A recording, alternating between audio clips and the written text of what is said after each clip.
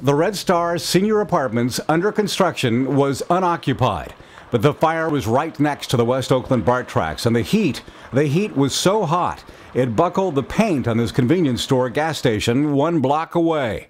It melted the street lamp. It also warped the electric third rail that delivers electricity to BART trains. The BART system had been shut down for overnight maintenance. The fire kept it shut down all day. I tell you, no matter what bridge you're heading for, be sure to check your gas gauge. A lot of people do tend to run out of gas when they're throwing something like this. Cut off from the primary mass transit system that connects the East Bay to San Francisco and the peninsula, there was massive gridlock. The normal 20-minute rush hour commute over the Bay Bridge took 2 hours. The other bridges couldn't handle the load. AC Transit made 150 extra trips to San Francisco. Additional ferries, jammed with passengers, crossed the bay. Both services were overwhelmed by the disaster scenario. Well, one thing that we've learned is the importance of BART, I think. We know that 370,000 people take BART every weekday, and about 50,000 people travel across the bay on BART in the morning commute. That's equal to the number of people who drive across the Bay Bridge. So you're essentially doubling the amount of cars across the Bay Bridge. It puts a tremendous strain on the transportation infrastructure. This army of BART workers moved in and in less than 12 hours replaced 400 feet of electric third rail. Nearly 45 of these insulators were replaced, along with 200 feet of control system cable and up to 1,200 feet of other cable that was damaged or incinerated. By 2:30 p.m., the voltage was tested.